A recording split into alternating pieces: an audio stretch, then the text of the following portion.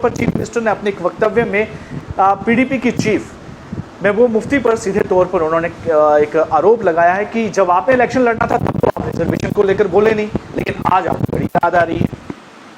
देखिए, उमर अब्दुल्ला साहब को याद किसी को कराने से पहले उनको ये भी याद आना चाहिए जो आज से 6 महीने पहले गुपकार रेजिडेंस पे, जो उनका ऑफिशियल रेजिडेंस भी है और रेजिडेंशियल के लिए वो यूज़ करते हैं, उसके साथ जो उनका राब्ता ऑफिस था जिसकी इनाग्रेशन आज जम्मू में उसकी सेकंड पार्ट की गई, उसमें उन्होंने ये कहा कि जब मीडिया बंधुओं ने ये पूछा कि रिजर्वेशन के लिहाज से आपकी कैबिनेट सब कमेटी की जो रिपोर्ट आनी थी उस पर अभी तक कोई लेटेस्ट अपडेट नहीं है, उन्होंने उस चीज़ को एक्सप्लेन करने के लिहाज से ये कहना कि महबूबा जी ने ऐसा किया वैसा किया, एक बड़ा अनसीरियस बयान था। तो आपके माध्यम से उनको मैं याद दिलाता रहा हूँ कि SRO 49 जो है वो 2018 में बना। जो SRO 49 है वो पर्टिकुलरली रिजर्वेशन पे बना, वो on record on public domain में वो चीज़ जो है वो आपको अवेलेबल है, आप जाके गूगल में उसको चेक कर सकते हैं। जब पीडीपी की सरकार जब 2014 की सरकार के एंडिंग में, जब सरकार टूटने से पहले की बात, उसमें किस कैटेगरी को कितनी रिजर्वेशन दी गई उसमें सब कुछ लिखा गया। तो एक चिंता का विषय भी है कि जिस बच्चे को उर्दू नहीं आती, अगर उसको नायब तहसीलदार के पेपर में अगर बैठना है तो उसको फिर मैंडेटरी उर्दू जो है वो पहले सीखनी पड़ेगी। जब वो सीखेगा तो तब तक हो सकता है एग्ज़ाम भी हो जाए और रिक्रूटमेंट भी हो जाए। तो इस विषय पे मुझे लगता है कि जो आज का लेटेस्ट अपडेट जो अभी मैं पढ़ रहा था सोशल मीडिया पे या व्हाट्सएप ग्रुप्स में, वो ये है कि ये मैटर जो है वो अब कोर्ट में पहुंच चुका है। ये मैटर अब जो है सब जुडिशियस हो चुका है। तो सब जुडिशियस मैटर को पब्लिक डोमेन में डिस्कस करना ये कहीं ना कहीं कोर्ट की तौहीन है। मुझे लगता है हमें जो कोर्ट का फैसला होगा या जो भी इसके बाद जो लेटेस्ट अपडेट आएगा उसके बाद हम इस पर बात करना जो है कुछ समय उचित उसको मानेंगे। देखिए, स्टेटहुड का जहाँ तक मुद्दा है, स्टेटहुड की जहाँ तक बात है, मैं पिछले दिनों एक बीजेपी के लीडर का बयान सुन रहा था कि ये स्टेटहुड की डिमांड जो नेशनल कॉन्फ्रेंस की इसलिए की जा रही है क्योंकि नेशनल कॉन्फ्रेंस का जो इतिहास है वो झूठ पे है, नेशनल कॉन्फ्रेंस का जो इतिहास है वो करप्शन पे है, नेशनल कॉन्फ्रेंस का जो इतिहास है वो सिर्फ पावर प्रोटोकॉल और पावर कॉरिडोर्स में घूमने के लिए। जम्मू कश्मीर में इस समय रिजर्वेशन पॉलिसी को लेकर मुद्दा काफी गरमाया हुआ है, उस पर काफी विरोध प्रदर्शन भी हो रहे हैं। अब उसको लेकर जम्मू कश्मीर की गवर्नमेंट ने कैबिनेट सब कमेटी का गठन किया था और 6 महीने का समय दिया गया कि आप उसको लेकर अपनी रिपोर्ट दीजिए, रिकमेंडेशन दीजिए। देखिए, मौजूदा स्थिति में इस समय जो रिजर्वेशन है यहाँ पर 70% पहुंच चुकी है। सिर्फ जनरल कैटेगरी के लिए 30% की यहाँ पर जो रिजर्वेशन है, जिसको लेकर विरोध है स्टूडेंट्स को कि आखिर अगर ऐसे हालात रहेंगे तो नौकरियों में और साथ ही गवर्नमेंट इंस्टीट्यूशंस में कहीं पर का पढ़ने के लिए जाना है तो कैसे वो वहाँ पर जा पाएंगे, उनको बहुत कम्पीट करना पड़ेगा। और कहीं ना कहीं जो मेरिटोरियस स्टूडेंट्स हैं उनके लिए काफ़ी दिक्कत इस समय हो रही है, उसको लेकर विरोध भी हुए। अब इस पर जो है सियासत ये हो रही है कि पीडीपी पहले तो चुप रही और लेकिन अब जो है वो इस पर काफ़ी सियासत कर रही कि रिजर्वेशन पॉलिसी को रिव्यू किया जाना चाहिए। ये बात फिलहाल चीफ मिनिस्टर उमर अब्दुल्ला ने कहा कि जब वक्त था तब तो पीडीपी बोली नहीं, लेकिन अब वो इस बात को लेकर काफ़ी ज़्यादा बोल रही, लेकिन उनकी सरकार ने फिर भी काम किया। चीफ मिनिस्टर की इस पूरी स्टेटमेंट को लेकर आखिर उनका क्या जो प्रतिक्रिया है पीडीपी की, इनसे पूछते हैं। इस समय इस पर बातचीत करने के लिए रजत रंधावा हैं, पीडीपी के एडिशनल स्पोक्स पर्सन हैं, इनसे पूछते हैं कि देखिए इस समय रिजर्वेशन को लेकर काफ़ी मामला यहाँ पर गरमाया हुआ है, लेकिन अब सीधे तौर पर चीफ मिनिस्टर ने अपने एक वक्तव्य में पीडीपी की चीफ महबूब मुफ्ती पर सीधे तौर पर उन्होंने एक आरोप लगाया है कि जब आपने इलेक्शन लड़ना था तब तो आप रिजर्वेशन को लेकर बोले नहीं, लेकिन आज आपको बड़ी याद आ रही है। देखिए, उमर अब्दुल्ला साहब को याद किसी को कराने से पहले उनको ये भी याद आना चाहिए जो आज से 6 महीने पहले गुपकार रेजिडेंस पे, जो उनका ऑफिशियल रेजिडेंस भी है और रेजिडेंशियल के लिए वो यूज़ करते हैं, उसके साथ जो उनका राब्ता ऑफिस था जिसकी इनाग्रेशन आज जम्मू में उसकी सेकंड पार्ट की गई, उसमें उन्होंने ये कहा कि जब मीडिया बंधुओं ने ये पूछा कि रिजर्वेशन के लिहाज से आपकी कैबिनेट सब कमेटी की जो रिपोर्ट आनी थी उस पर अभी तक कोई लेटेस्ट अपडेट नहीं है, उन्होंने उस चीज़ को एक्सप्लेन करने के लिहाज से ये कहना कि महबूबा जी ने ऐसा किया वैसा किया, एक बड़ा अनसीरियस बयान था जम्मू कश्मीर यूटी के चीफ मिनिस्टर के द्वारा। जम्मू कश्मीर के बेरोज़गार युवाओं को जो इस ओपन मेरिट की रिजर्वेशन की लड़ाई में जो इस लड़ाई लड़ रहे हैं, उनको बड़ी उम्मीद थी कि कैबिनेट सब कमेटी जो उमर अब्दुल्ला सरकार की जो है रिजर्वेशन पॉलिसी पे क्या एक पॉलिसी फ्रेम करके लोगों के बीच में आएगी, हमें क्या मिलेगा, क्या हमसे छीना जाएगा, उसकी उम्मीद जो 6 महीने तक वो लगा के अभी तक बैठे थे। तो कहीं ना कहीं उस उम्मीद के समय के अनुसार जो है सरकार अभी तक उस चीज़ का जवाब नहीं दे पाई। जब मीडिया बंधुओं ने उनको जम्मू में पूछने की ये कोशिश की, उन्होंने ये तंज कसा जब वो महबूबा मुफ्ती जी की सरकार थी, तब उन्होंने रिजर्वेशन पॉलिसी में ये किया था जो उन्होंने कहा। मैंने उनकी बात पूरी सुनी नहीं, क्योंकि मैं उनको ज़्यादा सीरियस लेता नहीं, क्योंकि वो एक बड़े मूडी नेता हैं। वो जो मूड में आएगा वो बोलेंगे, बट कभी एविडेंसेस पे, कभी तथ्यों पे, कभी बेस चीज़ों पे कभी बयान नहीं करेंगे। तो आपके माध्यम से उनको मैं याद दिलाता रहा हूँ कि SRO 49 जो है वो 2018 में बना। जो SRO 49 है वो पर्टिकुलरली रिजर्वेशन पे बना।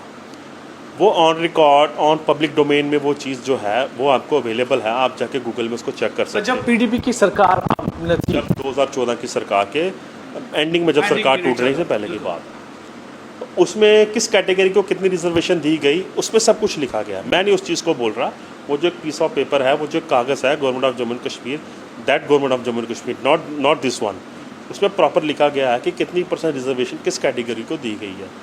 तो मुझे लगता है उमर अब्दुल्ला साहब को पढ़ना चाहिए था, और पब्लिक को उस चीज़ के, उस एविडेंस के लिहाज से, और जो आपकी कमेटी की जो रिपोर्ट है उसको दोनों को कंपेयर करके उस चीज़ को एक ना वैल्यूएबल जो बयान जो है वो देना चाहिए था। अनसीरियस बयान था, तो कम हाई की जाए उतना, मतलब कि ये एक टाइम वेस्टेज है। तो कहीं ना कहीं आपको लगता है जो सिचुएशन है 70-30 की, तो इस बीच में कमेटी की रिपोर्ट है, फिर उसे अब लॉ डिपार्टमेंट में इसकी रिव्यू करने के लिए भेज दिया कि आप उसमें कमेंट दीजिए। पॉसिबल है कि अब किसी और कैटेगरी से आप कम करके जो है वो जनरल कैटेगरी और यहाँ को विवाद हो जाएगा। देखिए, आपकी बात का जवाब मैं इस तरह देना चाहूँगा। 5 अगस्त 2019 दफ़ा 370 की मनसूखी के बाद जम्मू कश्मीर के जो हालात थे, क्या हालात रहे आपको भी बेहतर पता। उसके बाद कोविड आया, कोविड में जम्मू कश्मीर के क्या हालात रहे, यहाँ का व्यापार बंद रहा, और सबसे बड़ी जो लोग जम्मू कश्मीर के लोगों की डिमांड थी कि ये LG प्रशासन से और गवर्नर राज से उब चुके थे, ये बाबू राज से अक चुके थे, ये इतने डिस्टर्ब हो चुके थे जम्मू कश्मीर के लोग। ये कहते थे कि हमें यहाँ एक अपनी चुनी हुई सरकार चाहिए। तो सुप्रीम कोर्ट में गए, सुप्रीम कोर्ट के इंटरव्यून के बाद यहाँ जम्मू कश्मीर में असेंबली के चुनाव हुए। असेंबली के चुनाव होने के बाद एक हैवी मैंडेट हिस्ट्री में फर्स्ट टाइम किसी पार्टी को मिला है। उनके बाद इतने नंबर्स हैं कि उनको किसी अलायंस पार्टनर की भी ज़रूरत नहीं है। उन्होंने कांग्रेस को भी डिच किया, उन्होंने इंडिपेंडेंट कैंडिडेट्स को भी डिच किया, और एक हेल्दी गवर्नमेंट जो है उमर अब्दुल्ला सरकार साहब की जो सरकार जो इस वक्त जम्मू कश्मीर UT में चल रही है। तो मुझे लगता है जिसको वोट दिए गए, जिसकी गवर्नमेंट बनी, जिसको हैवी मैंडेट जम्मू कश्मीर की जनता ने दिया, तो लोगों की उम्मीदें भी सबसे ज़्यादा उन्हीं से होनी चाहिए।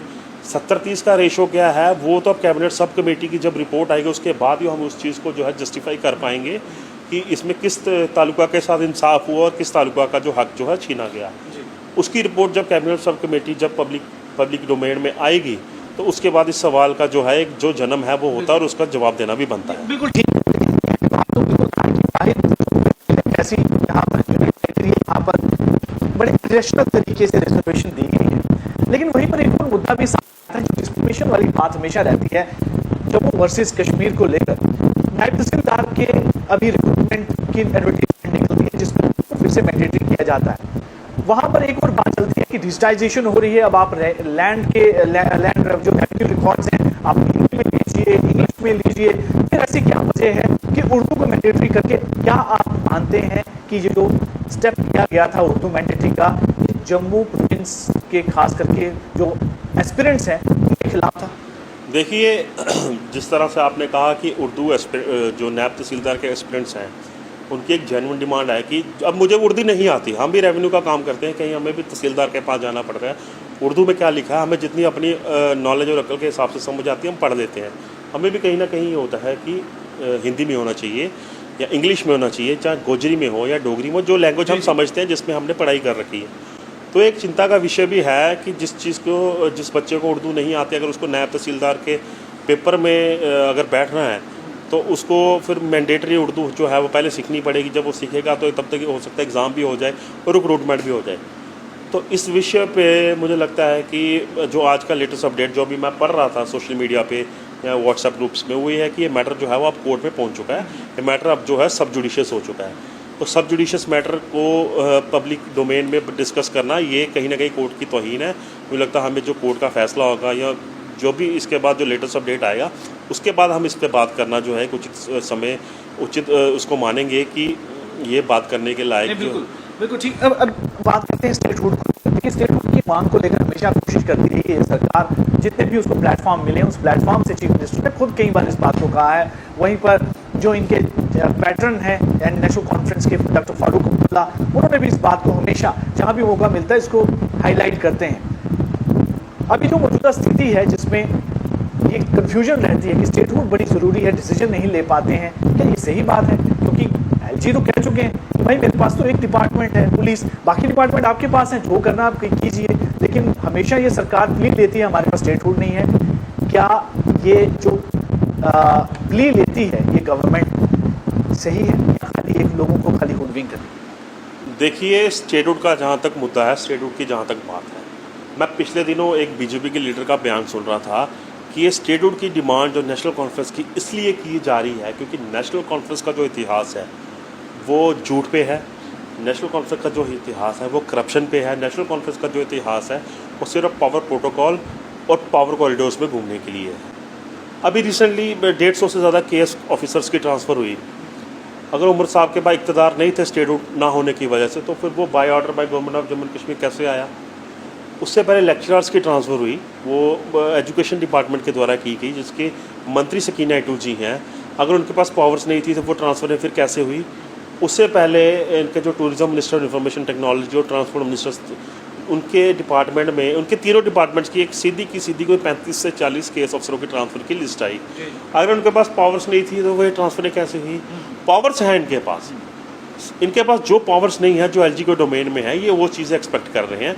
बट जो आपके पास पावर्स हैं, आप कम से कम उससे तो लोगों का भला कर सकें। आपके पास फूड एंड सप्लाई की पावर्स हैं, आप लोगों को फ्री राशन देने वाले थे, डबल राशन करने वाले थे, वो अभी तक कहाँ एग्जिस्ट कर रहा है? नहीं हो रहे। 10 महीने से ज़्यादा इस सरकार को हो चुके हैं। 12 सिलेंडर उन्होंने साल में देने की बात की थी, 12 में से मुझे लगता है एक भी अभी किसी फैमिली को नहीं मिला। मतलब कहीं 10 महीने से ज़्यादा इस सरकार को हो चुके हैं। 200 यूनिट बिजली फ्री देने की बात की गई थी, और पर्टिकुलरली जब बजट लाया गया उन्होंने कहा कि हम एक फलानी कैटेगरी है AAY जिसकी एग्जिस्टेंस जम्मू कश्मीर में 20,000 से भी कम है, इवन कि उनको भी नहीं मिली। मैं काफ़ी लोगों को जानता हूँ जो AAY कैटेगरी में, वो रोते हैं कि साल उम्रते वादा किया कि इस तो ही फ्री बत्ती देगे, कुत्थे है असें बिजली भी नहीं लाई दी, AC भी नहीं लाया, साढ़ा 73,000 बिजली का मीटर का बिल आवा था। अस के करचे जेड़ी जो तो क्या मानते हैं कि जो प्रोमिस किए थे ये प्रोमिस पूरे क्यों नहीं कर पा रही? देखिए, इसका जवाब तो बेहतर वो दे पाएंगे जिन्होंने इलेक्शन से पहले लोगों से टोपियाँ निकाल के वोट मांगे थे। दो हमने, जिन्होंने कहा था कि हम यूटी में हम इलेक्शन लड़ेंगे, लड़े, 2 सीटों पे लड़े, जीत के भी आए। जिन्होंने कहा था कि हम एलजी साहब के दरवाजे पे नहीं जाएंगे, एलजी साहब को वो शॉल हर तीसरे दिन नई वैरायटी का पेश कर रहे हैं, दिल्ली में शॉल भेंट कर रहे हैं, बॉम्बे में जा रहे हैं, हरियाणा में जा रहे हैं, पंजाब में कॉन्फ्रेंसेस अटेंड कर रहे हैं। तो कहीं ना कहीं मुझे लगता है इसका बेहतर जवाब जो वो सरकार के रिप्रेजेंटेटिव वो दे जिन्होंने माइनिंग पे इलेक्शन लड़ी कि माइनिंग हमारी एलजी साहब खा गया। आज तो इनके खुद के मंत्री माइनिंग में इन्वॉल्व है। जम्मू कश्मीर में माइनिंग बंद है, स्पेसिफिकली एक इलाका जम्मू में ऐसा है जिसकी माइनिंग चल रही है और उसमें कौन लोग इन्वॉल्व है, मीडिया जगत को ज़्यादा पता है और लोगों को ज़्यादा पता है कि अगर उसकी जब परतें खोली जाएंगी वो माइनिंग की जो तारें हैं कहाँ जाके कनेक्ट होती हैं। माइनिंग पे इलेक्शन लड़ी गई, इन्होंने करप्शन पे इलेक्शन लड़ी। इनके खुद के मंत्री अभी पिछले दिनों उन पर करप्शन के चार्जेस लगाए गए कि ये ट्रांसफ़र पैसा लेके करते हैं। तो नेशनल कॉन्फ्रेंस की करनी और कथनी में बड़ा फ़र्क है। ये पावर प्रोटोकॉल को एंजॉय करने के लिए किसी भी हद तक जा सकते हैं, बशर्ते जिन मुद्दों को लेकर लोगों, कश्मीर के लोगों ने इनको मैंडेट दिया था कि आपने वादा किया था कि हम 370 की रेस्टोरेशन की बात करेंगे, हम स्पेशल स्टेटस की बात करेंगे, हम जो नौजवान हमारे जो देश के अलग अलग जेलों में कैद हैं उनको वापस लेके आएंगे, उस पर कहीं बात नहीं।